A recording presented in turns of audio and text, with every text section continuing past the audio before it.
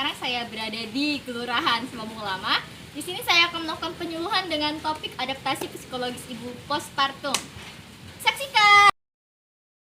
Assalamualaikum warahmatullahi wabarakatuh. Waalaikumsalam warahmatullahi wabarakatuh. Perkenalkan, saya Gusti Lestari, saya dari mahasiswa Poltekkes Kemenkes Pangkal Pinang, dan di sini saya mendapatkan tugas untuk melakukan penyuluhan. Adapun topik yang saya ambil penyuluhannya yaitu adaptasi psikologis pada masa ibu nifas. Nah, di sini ada yang tahu nggak kenapa saya mengambil topik ini ya? Nah, adapun tujuannya diharapkan nantinya ibu-ibu bisa memahami tentang apa saja perubahan yang terjadi setelah masa melahirkan. Jadi kita itu dapat menyikapinya, jadi jangan panik. Nah, baiklah, akan saya bagikan dulu leafletnya terlebih dahulu. Ibunya udah ada ya? Oh, udah, saya udah dapat ini.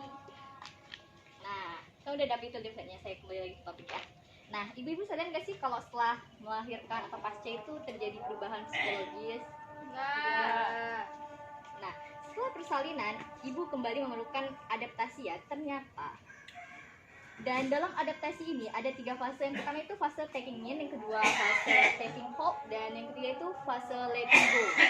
Nah, setiap beda-beda fase ini, kalau fase taking in itu terjadinya selama hari pertama dan hari kedua setelah melahirkan. Kalau fase taking hold berlangsung antara 3 sampai 10 hari, sedangkan fase letting go itu setelah 10 hari melahirkan. Di sini tuh kita itu mengalami psikologisnya yang berbeda-beda. Kalau yang fase taking in itu kayak masih belum mau berfokus pada bayi, dia itu hanya fokus pada diri ibu sendiri. Sedangkan kalau fase taking in itu dia udah mau berfokus kepada pengurusan bayinya. Terus kalau yang fase ketiga yaitu letting go itu dia udah mulai mau menerima tanggung jawabnya menjadi seorang ibu. Terus ada yang namanya postpartum blues. Ada yang tahu nggak apa itu postpartum blues? Ya. Nah, postpartum blues itu sama kayak depresi setelah melahirkan. Nah, saya yakin di sini nggak ada ibu-ibu yang mengalami depresi, karena kan kalau bayi melahirkan kan bahagia gitu ya. Nah, postpartum blues itu merupakan kesedihan atau kemurungan setelah pasca melahirkan. Adapun sekitarannya 2 minggu setelah kita melahirkan. Gejalanya itu cemas tanpa sebab, khawatir tanpa sebab, tidak sabar, tidak percaya diri, sensitif, terus kayak ngomong tuh kayak apa? Kayak ngegas gitu lah. Nah, terus yang ketiga itu ada psikosis postpartum. Kalau psikosis ini terjadi ya 1 sampai 2 per 1000 kelahiran. Jadi kasus itu jarang ditemuin, tapi kalau pas ditemuin itu kasus ini berbahaya karena dapat menyakiti diri ibu sendiri dan diri bayi. Jadi kalau penanggulangan kalau psikosis postpartum ini harus dibawa ke rumah sakit karena menurut lah berat kayak. Setelah mendengar penjelasan tadi, apakah ada yang ingin ditanyakan ibu-ibu? Oh iya, silakan. Apa saja faktor penyebab terjadinya postpartum baby blues ini ya? Oh, bagus sekali Bu pertanyaan. Adapun faktor penyebab dari postpartum baby blues ini, yang pertama itu faktor hormonal, di mana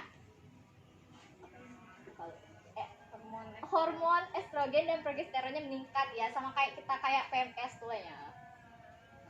Terus ketidaknyamanan fisik dikarenakan nyeri karena setelah melahirkan ya agak-agak nyeri. Terus pengalaman dalam proses kehamilan dan melahirkan selama proses kehamilan ya, kayak pengalaman kan banyak. Terus pas melahirkan gimana pengalamannya tuh jadi membuat beban pikir. Terus kelelahan pasca melahirkan, setelah melahirkan pasti kelelahan. Terus perubahan peran yang dialami oleh ibu yang mana tadi berfokus pada diri sendiri, sekarang ada yang lah nggak diurus. Apakah sudah jelas ibu? Sudah, terima kasih atas penjelasannya. Adapun kesimpulan dari penyuluhan setelah saya lakukan tadi, yaitu proses adaptasi psikologis pada seorang ibu sudah dimulai sejak awal kehamilan. Seiring dengan bertambahnya umur kehamilan, ketidaknyamanan sebagai akibat dari perubahan akan mempengaruhi kondisi psikologisnya. Jadi, setelah mengalami adaptasi psikologis itu, diharapkan peran dan dukungan dari keluarga itu sangat penting bagi seorang ibu. Jadi, dapat mendorong seorang ibu itu terus berpikiran positif. Baiklah ibu-ibu, sekian penyuluhan dari saya. Apabila ada kesalahan kata, saya mohon maaf. Apabila taufiq wal hidayah. Wassalamualaikum warahmatullahi wabarakatuh. Waalaikumsalam.